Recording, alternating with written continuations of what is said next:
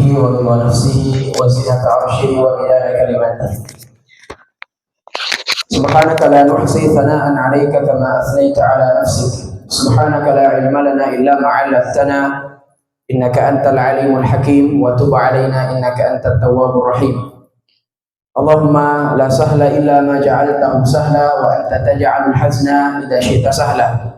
اللهم أعنا على ذكرك وشكرك وحسن عبادتك. اللهم تقبل منا إنك أنت السميع العليم وتب علينا إنك أنت التواب الرحيم. Hadirin adik-adik sekalian, para asatidzah pembina Pondok Pesantren Ibadur Rahman yang dimuliakan oleh Allah Subhanahu wa taala. Bersyukur kepada Allah Subhanahu wa taala atas nikmat yang diberikan kepada kita semua, dan saya pribadi sangat berbahagia bertemu dengan para ustadz, para pembina, dan juga serta para adik-adik santri dari Pondok Ibadur Rahman ini. Terus terang saya flashback ketika awal-awal jadi santri baru, ya, beberapa tahun yang lalu, muka masih culun-culun, ya, nggak jelas, ya, belum dapat jadi tapi tutup aurat nggak, ya. Luar biasa, subhanallah, pondok pesantren yang ini lingkungannya sangat kondusif untuk menghafal Al-Quran, ya. Karena untuk menghafal Al-Quran itu bukan hanya kita butuh kefokusan, tapi terkadang mata juga ini butuh hiburan. Untuk kalau bosan tinggal balik kanan balik kiri, ada pohon-pohon, gunung-gunung, awan-awannya luar biasa. Kita bersyukur kepada Allah Subhanahu wa taala atas nikmat yang diberikan kepada kita, nikmat kesehatan dan kesempatan, dan juga nikmat tatkala Allah memilih antum-antum semua ini untuk bergabung di kafilah perjuangan, bergabung dalam kelompok Al-Quran, bergabung dalam golongan-golongan yang Allah pilih. Kata Nabi SAW, Inna lillahi ahlina minan nas. Sesungguhnya di antara manusia itu Allah memilih di antara mereka dan dijadikan sebagai keluarganya. Dan Nabi SAW menyampaikan kepada para sahabat ketika itu, lantas sahabat bertanya, qalu man hum ya Rasulullah. Para sahabat bertanya kepada Nabi, siapakah mereka ya Rasulullah yang dipilih dari manusia dan dijadikan keluarga Allah? Ya. Kemudian kata Nabi SAW, hum ahlullahi wa khassatuh. Di antara keluarga Allah Subhanahu wa taala adalah mereka yang senantiasa bersama dengan Al-Qur'an. Ya. Yang senantiasa hari-harinya dipenuhi dengan Al-Qur'an. Selalu mentadaburi Al-Qur'an, bahkan menghafalkan Al-Qur'an. Hum ahlullahi wa khassatuh. Dia adalah keluarga Allah dan hamba pilihan Allah Subhanahu wa taala. Adik-adik sekalian, antum datang, ada yang datang dari Makassar, dari Pindrang, dari Sidrap, jadi semua dari Rekang ini. Dan Rekang ini memang di sini. Ya, saya katakan ya luar biasa perjalanan kita ke tempat ini. Ya saja dari daerah bawah, luar biasa naik ke Ma'had ini, luar biasa. Sehingga saya sampaikan kepada antum, sia-sia waktu-waktu tak semua kalau waktu-waktu tak tidak digunakan sebaik-baiknya. Antum datang ke sini meninggalkan orang tua. Antum datang ke tempat ini meninggalkan keluarga tercinta. Keluarga antum itu rindu sama antum. Orang tua antum itu rindu sama antum. Tapi ada yang sesuatu yang lebih baik yang mereka pilih untuk kebaikan antum. Jadi jangan jadikan keberadaan antum di ma'had ini, di pondok, ini orang tuaku tidak sayang saya ini, saya dibuang ke sini, saya dititip di sini. Tidak. Orang tua kalian, bentuk cinta mereka, bentuk sayang mereka kepada antum sekalian adalah antum duduk dan menghafal di ma'had yang kita cintai bersama ini. Para santri hafidhakumullah ta'ala jami'an, kita melihat kisah-kisah para sahabat radhiyallahu taala anhum ajma'in ketika mereka memulai safar menuntut ilmu mereka, perjalanan mereka ketika belajar, perjalanan mereka ketika mencari ilmu, dan ketika mereka bersama dengan Al-Quran. Orang-orang yang bersama dengan Al-Quran butuh perjuangan, ya, meninggalkan keluarga, meninggalkan rumah, meninggalkan gadget, ya, meninggalkan handphone, teman-teman, besti-besti, tak semua itu ditinggalkan, dan itu perjuangan dan itu menjadi resiko untuk kita bersama dengan Al-Quran.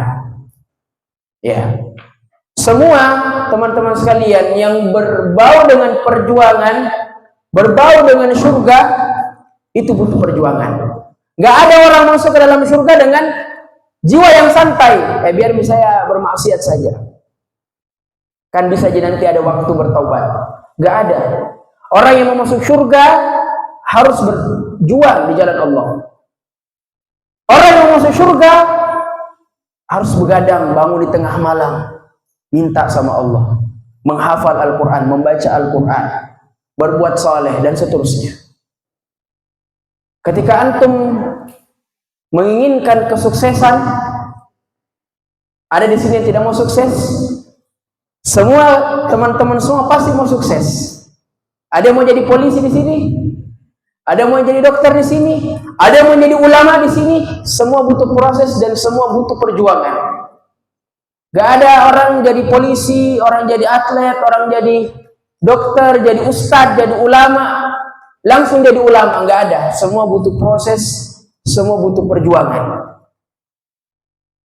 Makanya jalan orang menuntut ilmu, jalan-jalan orang yang berjuang di jalan Allah Subhanahu wa taala, Allah akan jaga mereka. Ya. Jalan yang antum tempuh ini adalah jalan yang sangat mulia. Kata Nabi SAW, "Man kharaja fi talabil ilmi fahuwa fi sabilillahi hatta yarji." Barang siapa yang keluar dari rumahnya, Anda pamit dengan orang tua Anda bawa barang-barang Anda dari rumah Anda, fi talabil ilmi, dalam rangka menuntut ilmu, dalam rangka mengangkat kebodohan yang ada pada diri Anda, dalam rangka membaca Al-Quran, menghafal kitabullah, fahuwa fi sabilillah, maka dia berada di jalan Allah Subhanahu wa taala. Jangan diartikan jihad hanya ketika kita memegang pedang, berperang. Tidak. Jihad sangat luas dalam syariat kita. Menuntut ilmu adalah bagian dari jihad. Tugas kita bukan sekarang untuk berperang, tapi tugas kita adalah duduk di sini dan menimba ilmu, menuntut ilmu. Fahuwa fi sabilillahi hatta yarji. Hadis yang diriwayatkan oleh sahabat Anas bin Malik radhiyallahu taala anhu, barang siapa yang keluar dari rumahnya untuk menuntut ilmu, fahuwa fi sabilillah, maka dia berada di jalan Allah Subhanahu wa taala sampai dia kembali kepada rumahnya. Jadi jalan-jalan yang antum pilih sekarang, waktu-waktu yang antum pilih dan berada di dalamnya adalah waktu dalam rangka berjihad di jalan Allah, bersungguh-sungguh dan mempersembahkan semuanya untuk Allah Subhanahu wa taala hatta yarji. Kemudian disebutkan dalam hadis yang lain, man salaka tariqan yatlubu fihi ilman, man salaka tariqan yatlubu fihi ilman, ya, sahalallahu bihi tariqan ilal jannah. Barang siapa yang meniti jalan di mana jalan tersebut mencari ilmu, maka Allah akan mudahkan jalannya kepada surga. Ini mungkin hadis sudah sering didengarkan. Betul atau betul? Betul atau tidak? Betul. Tapi tidak pernah disampaikan bahwa kalau contoh misalnya saya kasih tiket, ini silahkan, ada tiket, pakai misalnya beli handphone, saya kasih tiket sekian juta, pakai. Bahagia apa enggak? Atau apalah yang, silahkan kau pakai ini tiket, beli akun ML, beli akun PUBG dan seterusnya. Bahagia atau tidak? Bahagia. Ya, luar biasa ini. Dikasih tiket gratis, dapat akun PUBG, FF dan seterusnya. kemudian dikasih tiket untuk beli apa saja yang antum suka, silahkan. Ya, dikasih jaminan. Dikasih jaminan apa? Dunia. Tapi kalau Anda menuntut ilmu, jaminannya apa? Surga. Jaminannya surga. Dan ini jalan yang paling mulia, jaminan yang paling mulia yang Allah kasih, dan jaminan yang paling dekat untuk manusia raih. Menuntut ilmu, belajar. Ya. Para ulama, Imam Asy-Syafi'i, Imam Ahmad, Imam Hanbal dan seterusnya, para a'immatul arba'ah yang terkenal, kalaulah kita melihat bagaimana background mereka ketika menuntut ilmu agama, sangat luar biasa. Kisah Imam Bukhari. Tahu Imam Bukhari? Rawahul Bukhari, ya. Periwayat hadis terbanyak. Kalau kita melihat kisah mereka, kisah beliau dalam menuntut ilmu sangat luar biasa. Kalau kita lihat, kita baca kisah-kisah mereka, terkhusus Imam Bukhari paling rajin. Kalau majelis seperti ini, Imam Bukhari pasti di sini, di sampingnya gurunya, atau paling depan, ya. Imam Bukhari rahimahullahu ta'ala. Suatu ketika Imam Bukhari tidak hadir dalam majelis syekh tersebut. Kemudian syekh bertanya, mana Bukhari ini? Ya, yang paling rajin, paling dekat kalau ada kajian. Kemudian temannya, saya nggak tahu syekh di mana beliau itu. Sehingga temannya berinisiatif untuk menemui Bukhari di tempat tinggalnya di Bukhara. Kemudian temannya mengabarkan bahwa kamu tadi cari sama syekh. Kamu di mana? Kamu tidak pernah katanya hadir. Terus Imam Bukhari mengatakan, sesungguhnya saya tidak punya lagi harta untuk datang ke majelisnya syekh kecuali baju yang saya pakai. Ini mami kodong, hartaku. Yang lain saya sudah jual. Untaku saya sudah jual, atap rumahku saya sudah jual, perabot-perabotku saya sudah jual. Untuk apa? Menuntut ilmu. Jadi penuntut ilmu itu butuh perjuangan. Bahkan di antara para ulama, kalau dia dapat duit, ada kalau dapat uang biasanya beli apa? Beli pentolan, ya, beli jalan kote, beli makanan, ya, beli apa? Tapi para ulama ketika dapat uang di masa mereka menuntut ilmu, mereka itu bingung, ini uang saya pakai beli buku, atau saya pakai untuk safar belajar, atau saya pakai beli ikan, beli makanan. Karena di antara makanan yang memiliki khasiat yang sangat luar biasa dalam menuntut ilmu belajar, itu ikan. Makanya Imam Syafi'i rahimahullahu ta'ala, salah satu makanan favoritnya adalah ikan, as-samak.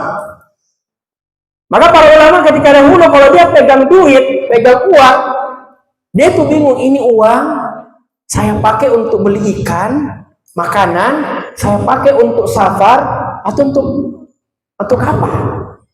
Tapi terkadang karena para ulama saking memikirkan itu, uangnya juga dia makan. Makanan nggak kebeli, safar juga nggak jadi, beli kebutuhannya juga nggak jadi karena sudah masuk. Itu mereka kalau pegang duit. Kita sekarang kalau pegang uang, sambaran dipikir mau beli inilah, mau beli itulah, sampainya habis. Tapi para ulama dulu ada sekalian, kalau pegang duit itu dia berpikir panjang, ini uang mau saya pakai beli apa gitu. Ya. Dan para ulama itu sangat menjaga waktu. Sangat menjaga waktu. Dikisahkan ada sekalian, seorang imam terkenal, dan setiap beliau mau ke WC, misalnya di muhadharah masyayikh, ya, dia minta izin sama syekhnya, syekh saya mau buang hajat dulu di toilet, tapi saya mau minta satu ikhwah untuk temannya saya ke WC. Ya ajib, ini biar ke WC mau ditemani. Mau ngapain? Ya, nanti kita lihat ketika di WC, dia berjalan sama temannya ke WC, kemudian pas sampai di WC, temannya ini bilang yang buang hajat, bacakan saya satu hadis. Saya tidak mau waktu untuk kencing ini, untuk buang hajat ini hanya terbuang sia-sia. Saya mau meskipun saya buang hajat, ada hadis yang saya dengarkan. luar biasa para ulama ketika menjaga waktunya. Ya kita, kalaupun ada waktu digunakan untuk scroll. Apa ini bagus ini? Bagus-bagus lagi, populer lagi ini. Kalau ada waktu kalian dipakai tidur, ya, dipakai cerita, senda gurau dan seterusnya. Tapi para ulama, mereka sangat menjaga waktunya. Sampai untuk buang hajat saja mereka jaga betul-betul. Ini luar biasa para hadirin sekalian, kisah dari para ulama. Jadi jalan menuntut ilmu adalah jalan menuju surga. Ya. Kenapa? Ini catatan penting. Kenapa jalan menuntut ilmu dijadikan jalan yang paling dekat kepada surga Allah Subhanahu wa taala? Kira-kira kenapa? Karena dengan jalan ilmu kita tahu mana yang baik, mana yang salah, mana yang benar, mana yang salah, mana baik, mana yang kurang baik. Kita tahu mana yang halal, mana yang haram, mana yang hak dan mana yang batil.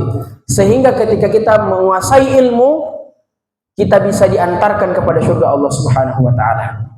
Makanya di antara tujuan orang mau belajar, mau hafal Quran, mau belajar Quran, mau belajar ilmu agama, dikatakan raf'ul jahli an nafsihi wa an ghairihi, untuk mengangkat kebodohan dari dirinya dan juga dari diri orang yang lain.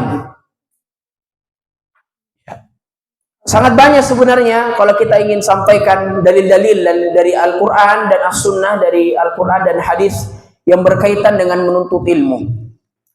Ya, tapi undangan yang sampai ke kami hanya motivasi katanya. Ya, tapi saya kalau sama anak-anak, ya insya Allah bisa berbagi cerita, pengalaman, sharing-sharing, supaya nggak boring juga. Kalau hanya ceramah-ceramah, bosan anak-anak. Ini saya tidak ada mencatat ini.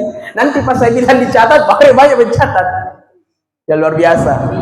Ya makanya tadi sebelum saya mulai, saya tanya sudah sarapan apa belum? Ya katanya belum ada yang sarapan. Jadi nanti sarapan setelah kajian, insya Allah. Karena itu makan juga penting, ya.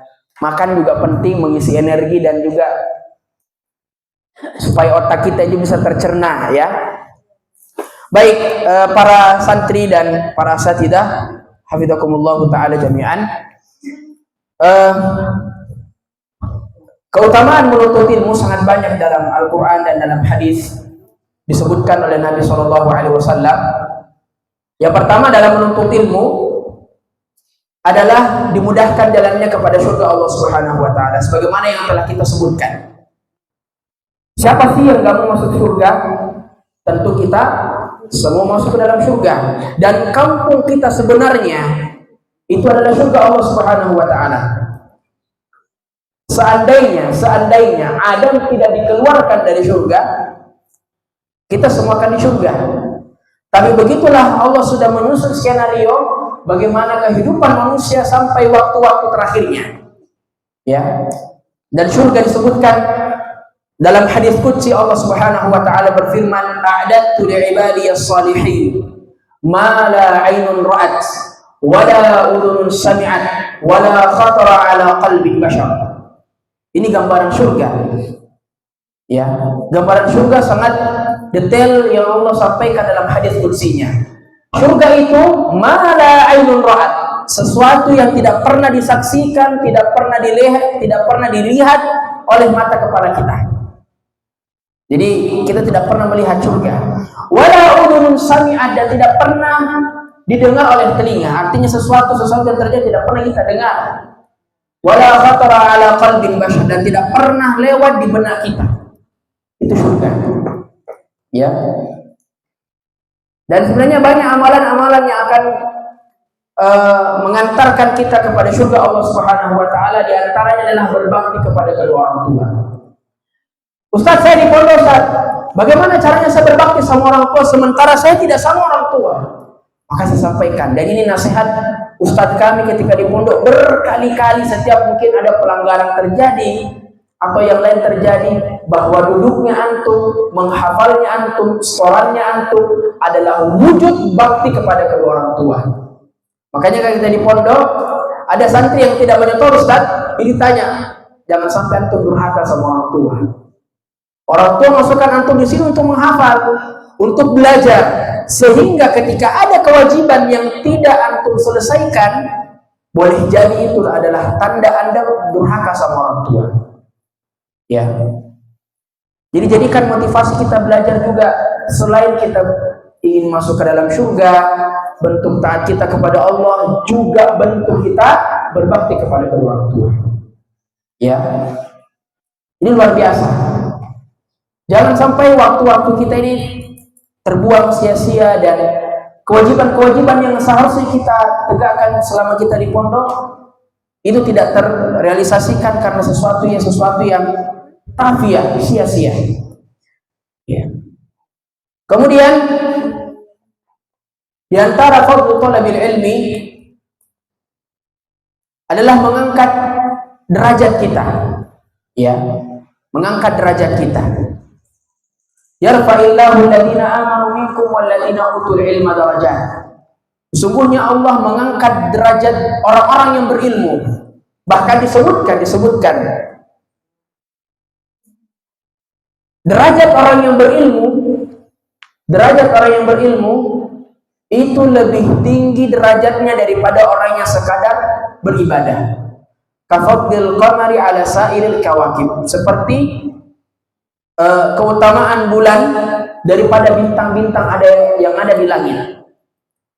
Kenapa? Kenapa orang yang menuntut ilmu, orang yang berilmu lebih tinggi derajatnya sekalipun daripada orang-orang yang rajin ibadah? Karena orang yang rajin ibadah terkadang mereka tidak berilmu, hanya sekadar ibadah, kan baik ji, tambaran baik ji, jadikan diniatkan ibadah, padahal nggak ada contohnya. Man amila amalan laisa alaihi amruna fahuwa rad. Ini kaidah, adik-adik sekalian. Mulai dari kita kecil ini pegang baik-baik. Jangan sampai kita asal ibadah, ya. Jangan sampai kita hanya sekadar sholat, tapi kita nggak tahu ilmunya, ya. Diangkat derajatnya daripada orang-orang yang beribadah, dan juga secara umum diangkat derajatnya daripada orang-orang yang mengurusi dunia. Orang yang sibuk kerja, orang yang sibuk ngantor, orang yang sibuk ya mungkin sekolah di luar, sekolah umum, tidak ada waktu untuk belajar, mereka tidak mendapatkan keutamaannya. Sehingga yang lebih mulia di antara mereka adalah orang yang berilmu. Coba untuk lihat bagaimana para ulama. Innama yakhshallaha min ibadihi ulama. Sesungguhnya orang yang paling takut kepada Allah adalah mereka orang-orang yang berilmu. Kalau kita lihat bagaimana para alim ulama, mereka ditinggikan derajatnya di sisi Allah Subhanahu wa taala. Bukan hanya di sisi Allah, biasanya juga di sisi manusia, di kalangan manusia, yang namanya ustadz, yang namanya alim, yang namanya ulama dimuliakan oleh Allah Subhanahu wa taala. Tapi jangan jadikan kalau begitu saya jadi ustadz saja, berarti jadi ulama supaya ditinggikan. Ya jangan juga, itu salah tempatnya kita meniatkan seperti itu. Tapi kita menuntut ilmu untuk kemudian Allah mengangkat derajat kita, ya, mengangkat derajat kita dari yang kita tidak tahu ibadah itu sampai kita mengetahui ilmu tersebut. Ini yang tiarap ini, coba perbaiki cara tak berduduk. Ya. Insya Allah tidak lama ya, 1 jam lagi. Kemudian ada sekalian,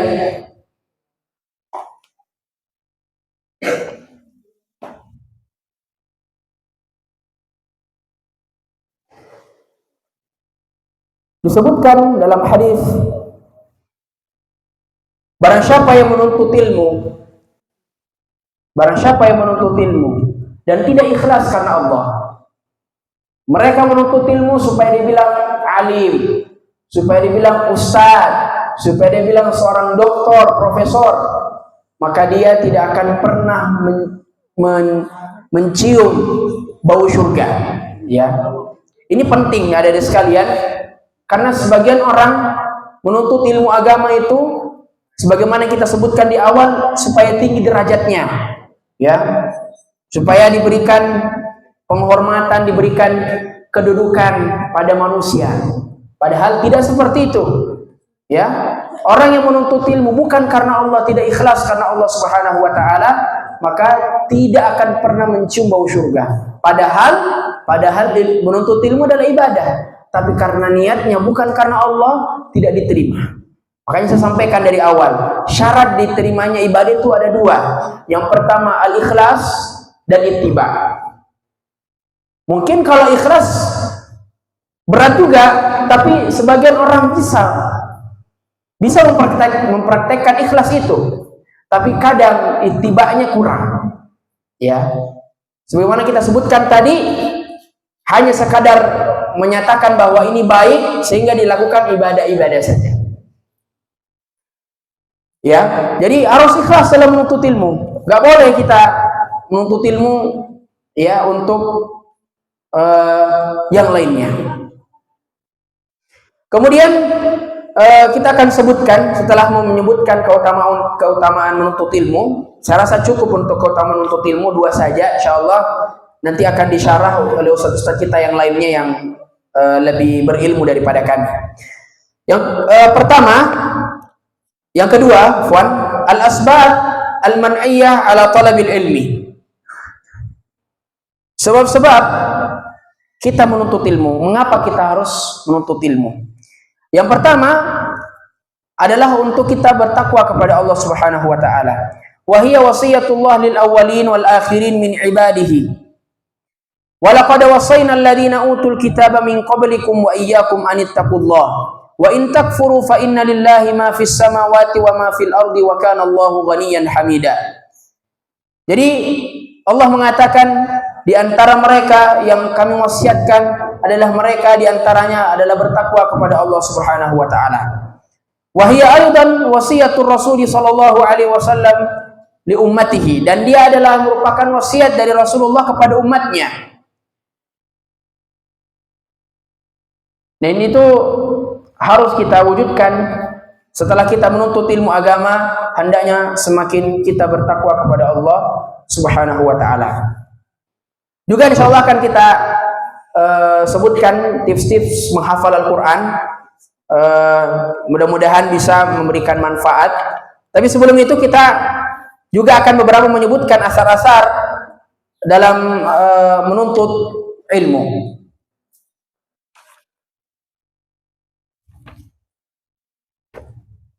Baik, para santri sekalian yang dimuliakan Allah Subhanahu wa taala, ada satu doa yang selalu Nabi Shallallahu Alaihi Wasallam sebutkan di setiap paginya, dan ini tentu kita sebagai penuntut ilmu harus selalu mengamalkan. Ya, Allahumma inni as'aluka ilman nafi'a wa rizqan thayyiban wa amalan mutaqabbalan. Ya Allah, aku memohonkan kepadamu ilmu yang bermanfaat. Kenapa disebut ilmu yang bermanfaat? Berarti ada fahmul mukhalafah. Ada ilmu yang gak bermanfaat. Ada ilmu yang tidak bermanfaat. Dan seharusnya seorang muslim harus mencari ilmu yang bermanfaat untuk akhiratnya dan untuk dunianya. Ya, tidak boleh seorang muslim mencari ilmu yang tidak bermanfaat untuk akhirat dan dunianya. Dan juga banyak doa-doa yang Allah Subhanahu wa taala abadikan ketika kita ingin ditasbit, diisbatkan dalam menuntut ilmu. Kemudian ada sekalian dirahmati Allah Subhanahu wa taala, di antara jalan menuntut ilmu itu banyak rintangannya. Ya.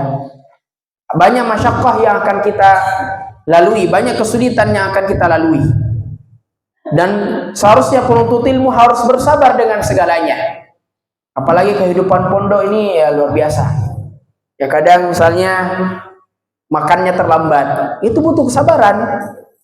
Atau mungkin biasanya yang terjadi itu nggak ada air, itu harus bersabar. Atau mungkin dapat ustadz yang koro-koroan ya suka marah-marah misalnya, itu harus bersabar. Atau dapat muhafidz yang kolesteran, ini ustadz kayak ya kayak nggak terima hafalan saya ini. Itu harus sabar. Semuanya butuh kesabaran. Semuanya butuh kesabaran. Bersabar, karena as-sabr tunalul amamatu wal barakah. Karena dengan kesabaran, kata Imam Ibn al-Jauzi rahimahullahu ta'ala, dengan kesabaran akan memperoleh keberkahan dan diberikan kepada mereka manzilah. Ya. Makanya banyak ulama-ulama, mereka dulu bersabar dalam menuntut ilmu. Sekarang dia bisa petik dari hasil kesabarannya ketika menuntut ilmu. Menjadi ulama, menjadi orang-orang yang mengajarkan ilmu dan seterusnya dan seterusnya. Kemudian ikhwas sekalian yang dirahmati Allah Subhanahu wa taala, banyak kisah-kisah orang atau para anbiya dalam belajar dan menuntut ilmu dalam Al-Quran dan juga dalam hadisnya sallallahu alaihi wasallam, tentang kisah Nabi Musa alaihi salatu wassalam ketika belajar. Ya, beberapa kali Nabi Musa menyampaikan kepada Nabi Khidir, ayo Mi, kita mau makan ini, aduh kapan sampainya ini. Ya, jadi sesuatu itu harus mengajarkan kita untuk bersabar, mengajarkan untuk kita bersabar. Dan terkadang ada sekalian, ya, ada sesuatu yang nggak perlu ditanyakan. Makanya Allah mengatakan dalam Al-Quran, ya ayyuhalladzina amanu la tas'alu an asya'a in tubda lakum tasukkum. Ya, apalagi nih kadang santri-santri yang rajin ingin menjebak temannya. Ustadz, besok pakai baju putih ya, padahal hukum asal nggak ada pakai baju putih. Misalnya ini saya contohkan. Atau apa, peraturan-peraturan pondok misalnya. Contoh misalnya, Ustadz boleh pakai HP nggak Ustadz? Asalnya boleh, boleh pakai HP. Tapi karena temannya bertanya, Ustadz boleh apa enggak ini Ustadz? Akhirnya Ustadz bilang, oh kalau begitu nggak boleh. Jadi kata Allah, la tas'alu an asya'in tubda lakum tasukkum. Jangan kalian bertanya sesuatu yang akan membuat buruk kepada kalian, berdampak buruk kepada kalian. Dan ini juga kita dapatkan ketika menuntut ilmu. Kadang-kadang ada santri bertanya A, B, C, ya. Atau kadang pertanyaannya nggak berbobot. Ustadz, bumi bulat atau datar Ustadz? Ustadz, ini orang tua saya, ibu saya perempuan apa laki-laki Ustaz? Atau pertanyaannya nggak berbobot sama sekali dan tidak bermanfaat. Dan ini tidak boleh penuntut ilmu menanyakan yang seperti ini dan melakukan seperti ini. Hendaknya penuntut ilmu ketika dia bertanya kepada ustadznya, kepada gurunya, sesuatu yang bermanfaat. Dan hendaknya ketika antum bertanya, lihat kondisi juga, sa'atan fasa'ah. Tidak semua, lagi nih. Ya, jadi penuntut ilmu haruslah banyak bertanya tapi bitafsil. Oleh karenanya Abdullah bin Abbas ketika ditanya, "Kaifa tudrikul ilma?" Bagaimana engkau mendapatkan ilmu? Abdullah bin Abbas mengatakan, "Bilisanin sa'ul wa qalbin aqul wa badnin ghairu malul." Yang pertama, Abdullah bin Abbas mengatakan bilisanin sa'ul, dengan lisan yang sering bertanya. Dan tentu sebagaimana kita sebutkan tadi, pertanyaannya ditafsirkan lagi. Kalaulah pertanyaan ini bermanfaat, tafadhal, masyhura wa ma'jura. Tapi kalau pertanyaan ini kayaknya mungkin bisa ditanyakan di waktu yang lain, maka kita tanyakan di waktu yang jazakumullah khair. Ya, wa qalbin aqul, dan hati yang berisi. Ya, wa badnin ghairu malul, dan badan yang tidak merasa bosan. Ya. Jadi kita sebutkan bahwa menuntut ilmu ini butuh kesabaran atas kesulitan yang kita dapat. Oleh karenanya disebutkan dalam sebuah syair, man talabal ulum bi ghairi kaddin sayudrikuha idza syabal ghurab. Barang siapa yang menuntut ilmu tanpa kesulitan, menghafal Al-Qur'an tanpa kesulitan. Menghafal Al-Qur'an butuh perjuangan. Butuh banyak tambahan waktu untuk ziyadatul hifdz, untuk menambah lagi hafalan Al-Quran. Ya, tapi kalaulah antum menganggap itu semua mudah dan berleha-leha, disebutkan di bait yang kedua, sayudrikuha idza syabal ghurabu. Maka kalian akan mendapatkannya ketika burung gagak itu beruban. Pertanyaannya, ada tidak burung gagak beruban? Enggak ada. Tapi disebutkan sayudrikuha idza syabal ghurabu. Maka kalian akan dapatkan, artinya ketika kalian menuntut ilmu dengan bersantai-santai atau tanpa kesulitan, Anda tidak mau menuntut ilmu kalau ada kesulitannya. Sayudrikuha idza syabal ghurabu. Maka kalian akan mendapatkan atau akan menunggu burung gagak itu beruban. Artinya sampai kapan? Memang menuntut ilmu itu banyak rintangan, banyak kesulitan yang antum akan hadapi. Dan kembali lagi untuk kita bersabar. Kembali lagi untuk kita bersabar. Sebagaimana kesabarannya Nabi Yusuf alaihi salatu wassalam ketika digoda oleh istri raja. Wa ghallaqatil abwab wa qalat haytalak. Wa ghallaqat, ditutup semua pintu-pintu. Ini kesabarannya Nabi Yusuf. Nabi Yusuf orang yang paling tampan. Diuji oleh Allah Subhanahu wa taala dengan istri sang raja. Ya, cantik dan seterusnya. Dan inilah kesabaran Nabi Yusuf. Seandainya tidak ada keimanan di dalam hati Nabi Yusuf, mungkinlah dia terjatuh pada perbuatan tersebut. Tapi ini kesabaran. Kesabaran dalam melakukan ketaatan dan kesabaran apa yang kita hadapi sekarang. Ya. Para santri yang dirahmati Allah Subhanahu wa taala, sampai jam berapa, Ustaz? 10.20. Ya, 10.20 insyaallah. Ingatkan saya 11 menit lagi ya. Ya, kalau ada pertanyaan dari adik-adik, insyaallah kita bantu jawab semampu kami billahi taala. Selanjutnya kita akan bahas tips-tips dalam menghafal Al-Qur'an. Ini metode dalam menghafal Al-Qur'an Al-Karim. Banyak sebenarnya, tapi saya yakin ini cara lama ya, bukan langsung sekali lihat langsung hafal. Ya, kita bukan Imam Syafi'i. Sekali lihat yang dimana ketika Imam Syafi'i itu harus tutup dulu lembaran halaman sebelahnya supaya nggak masuk juga ini. Jadi kita diciptakan oleh Allah Subhanahu wa taala dengan akal yang berbeda-beda. Ya, akal yang berbeda-beda. Tentu yang pertama adalah banyak berdoa kepada Allah. Ini nggak ada cara yang lain kecuali kita berdoa. Berdoa dulu, minta sama yang punya ini Al-Quran, minta sama yang punya ini otak, minta sama yang punya ini hati, sehingga kita dimudahkan dalam menghafal Al-Quran. Walaqad yassarna Al-Qur'ana lidzikri fahal min muddakir, kata Allah. Sesungguhnya kami telah memberikan kemudahan di dalam Al-Quran itu.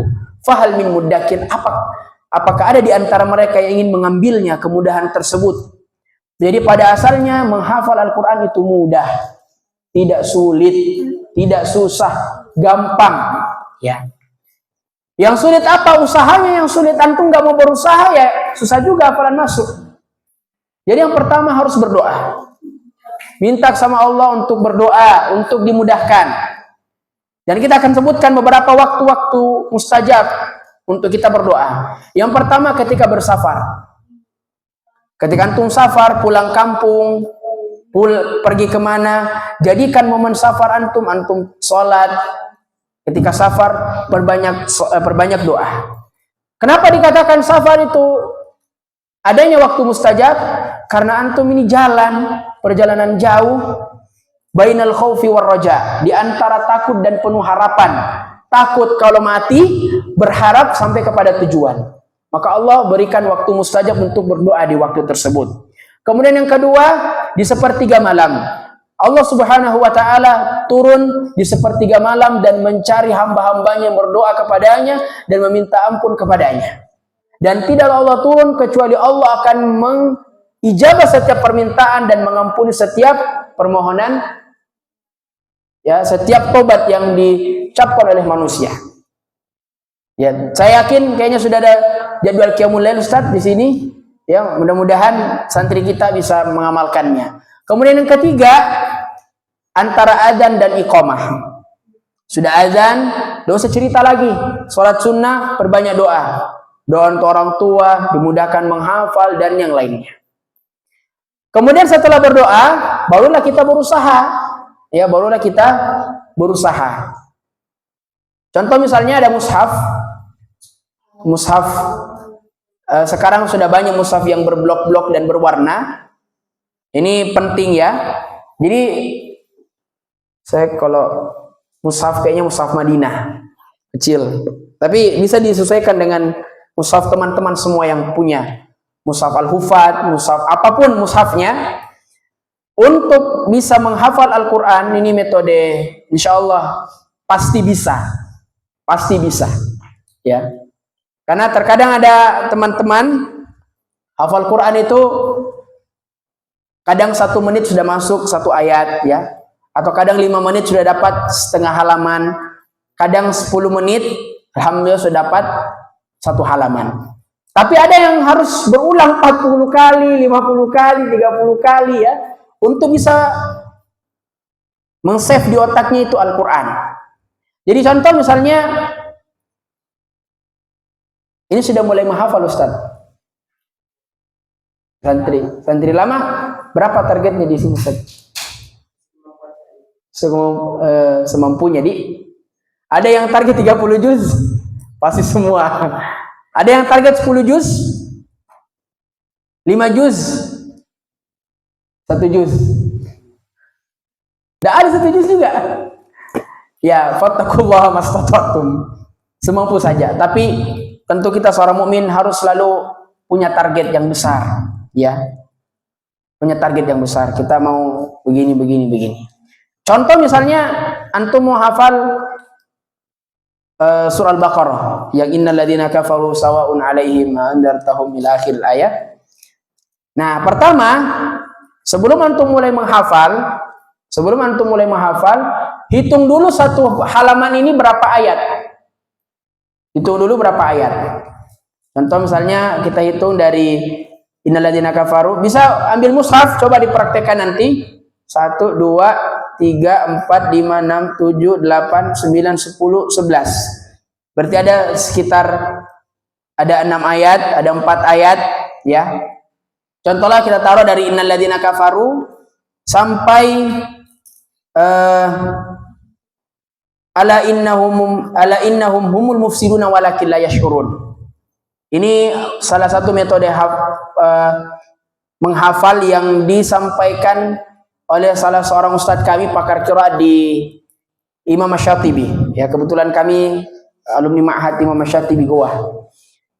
Jadi ini untuk tips menghafal bagi yang pemula, yang belum pernah menghafal, ini bisa dipraktekkan. Jadi contoh misalnya innal ladzina kafaru sampai ala innahum humul mufsiduna walakin la yashurun. Dan syaratnya ayat ini belum pernah dihafal. Jadi adik-adik belum pernah hafal ini ayat. Kemudian setelah dibagi 2, jadi dari innal ladzina kafaru ini yang pertama, yang kedua idza qila lahum sampai ulaikal ladzina ishtaraw dhalalata bil huda ila akhir ayat. Jadi kita sudah bagi 2. Setelah dibagi 2, silahkan teman-teman baca masing-masing bagian 15 kali. Dibaca, bukan dihafal. Dibaca, dilihat. Bukan dihafal. Ingat, beda menghafal, beda dibaca. Beda dibaca, beda dihafal. Dibaca ya dibaca, dilihat. Dihafal, nggak dilihat. Diucapkan, dilafadzkan. Paham ya? Paham? Ya. Jadi dibaca. Baca 15 kali. Baca dilihat. Kenapa? Karena mata kita ini memulai proses rekaman. Jadi ketika antum lihat, itu mata kita ini lagi merekam. Jadi sehingga ketika kita menyetor, seakan-akan ayat ini kita lihat. Oh, ini. Seperti itu. Nanti ketika sudah 15 kali, diulang lagi 10 kali. Diulang untuk dihafal. Jadi bukan lagi dilihat, dihafal. Insya Allah 15 kali dengan dibaca sudah tersave. Sisa apa? Dilancarkan kembali 10 kali. Setelah itu baris keduanya lagi dibaca 15 kali. Setelah dibaca, diulangi 10 kali tanpa melihat mushaf. Setelah itu diulang lagi 2 kali.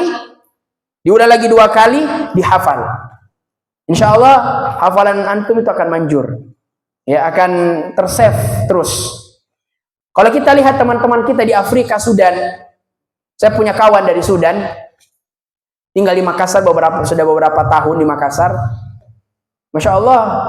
Kalau kita lihat tampilannya, kayak bukan santri, kayak orang asing ya pada umumnya, orang-orang luar negeri. Tapi ketika saya tes, itu hari saya itikaf di Masjid UNM Petarani, Makassar. Bagi yang tinggal di Makassar pasti tahu. Saya tes, Syekh antum, alhamdulillah, kuntu hufad, saya pernah hafal ini. Saya tes, luar biasa. Bacaannya mantap, hafalannya juga mantap. Ya. Orang Sudan itu kalau menghafal, bukan pakai mushaf teman-teman, tapi pakai batu, ditulis dulu ayatnya, entah pakai hafalannya, baru dihafal kemudian distorkan. Kalau kita enak, surga jannah ya, bisa buka mushaf, hafal. Ini diulang. Ya, seperti itu. Setelah antum hafal 1 halaman, alhamdulillah dapat, diulang kembali 5 kali. Ulang terus untuk, karena ada hafalan jangka lama, ada hafalan jangka pendek. Jangka pendek itu kalau antum hanya ulang 5 kali itu akan hilang.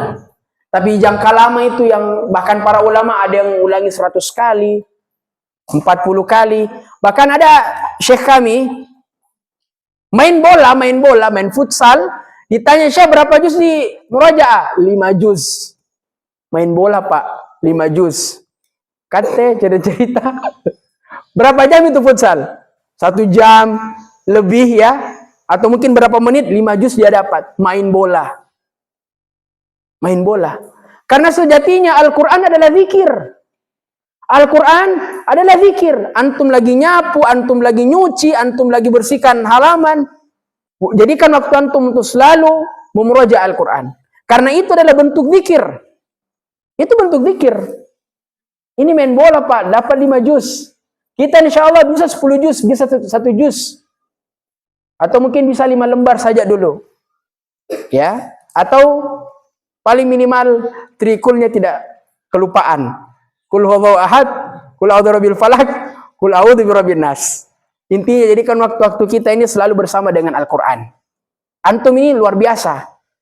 Orang paling dekat dengan Al-Quran insya Allah. Waktu-waktu antum bersama dengan Al-Quran, antum belajar agama, antum dididik, dan seterusnya. Kemudian setelah antum menghafal, bertekad untuk memurojaah. Ada yang tahu Ahmad dan Kamil? Belum sampai ya. Nanti kalau pulang atau apa bisa dicek di YouTube Ahmad dan Kamil. Sekarang lagi sekolah di Istibah. Ahmad Kamil saya pernah tanya, dia sudah berikrar, insya Allah sampai saya mati tidak pernah putus itu murojaah 5 juz setiap hari. 5 juz tanpa, dan beliau kalau murojaah bukan kayak kita yang mungkin 1 juz jadi hafal sombong tidak mau buka mushaf. Ini sudah 30 juz, bahkan dia sudah tahu letak-letaknya. Kalau murojaah pasti lihat mushaf. Mereka itu kalau murojaah, si Ahmad sama si Kamil sekarang wallahu alam sudah kemana, tapi si Ahmad kalau saya lihat murojaah pasti buka Quran. Kate baru 1 juz, baru setengah juz, tidak mau melihat Quran. Tapi mereka sudah 30 juz, kalau murojaah buka Quran. Ya. Jadi setelah antum hafal ini, dan juga nggak ada gunanya kalau antum menghafal lama-lama tapi nggak dimurojaah, nggak ada guna-gunanya. Jadi bertekad untuk bermurojaah. Ya nggak apa-apa antum berikrar, insya Allah saya akan murojaah terus 1 juz setiap hari sampai saya mati. 1 juz murojaah. Kalau kita dulu di pondok kami Syatibi itu ada program 5 juz setiap hari. Jadi mulai dari ba'da subuh, tapi santri sendiri-sendiri murojaah 5 juz. Ada yang punya target sebelum duhur sudah selesai 5 juz. Ya. Karena apa artinya? Ada dia sekalian antum menghafal, apapun yang antum menghafal tapi enggak mungkin itu enggak ada artinya. Hafalan sebenarnya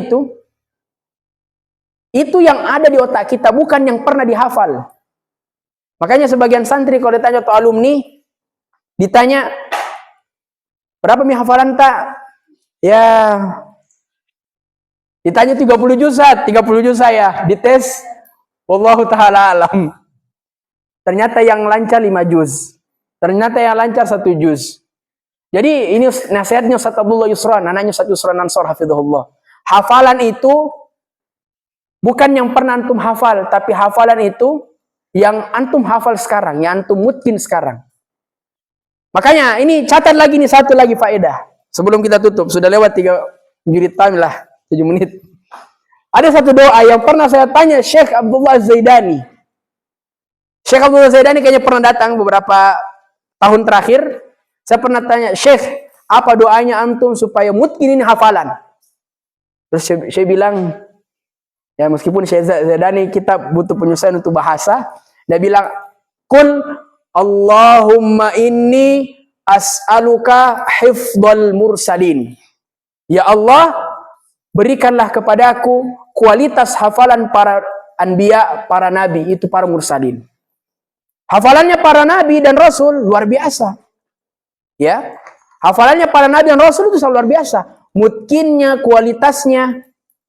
Maka dia berdoa, Allahumma inni as'aluka hifdhal mursalin. Ini juga saya sampaikan kepada mahasiswa tiba kalau ikhtibar, yang jawabannya harus dihafal. Harus dihafal jawabannya. Bahasa Arab memang kan bisa dihafal. Apalagi alumni-alumni Anaji, ya insya Allah bisa. Tapi ini, adik-adik sekalian, ketika antum berdoa di waktu-waktu mustajab, amalkan ini doa. Ini sangat luar biasa. Dan saya beberapa kali juga praktekkan. Allahumma inni as'aluka hifdhal mursalin. Gak panjang ini. Allahumma. Ayo semua. Allahumma inni as'aluka hifdha al-mursalin. Allahumma inni as'aluka hifdhal mursalin. Ada yang sudah hafal? Ada yang sudah hafal? Ulang-ulangi terus itu. Ulang-ulangi ikhwah. Insyaallah Allah akan mudahkan antum untuk menghafal. Memungkinkan antum. Sekali lagi saya ulangi. Allahumma inni as'aluka hifdhal mursalin. Ya. Jangan hanya dihafal, ya dicatat, catat. Ya, nanti yang nggak bawa catatan lihat sama temannya. Ini catatannya tadi. Ya. Ya, mudah-mudahan bermanfaat untuk kita semua. Kajian yang saya sampaikan bermanfaat untuk saya pribadi dan juga para asatidzah dan para santri yang hadir. Semoga Allah Subhanahu wa taala memasukkan kita ke dalam surganya dan menjadikan kita orang-orang yang bertakwa dan menjadikan kita para mursalin, orang-orang yang saleh yang dimatikan di jalan keselamatan, di atas jalan Islam yang mulia ini. Kami tutup, subhanakallahumma wa bihamdika asyhadu an la ilaha illa anta wa nastaghfiruka wa natubu ilaik. Assalamualaikum warahmatullahi wabarakatuh.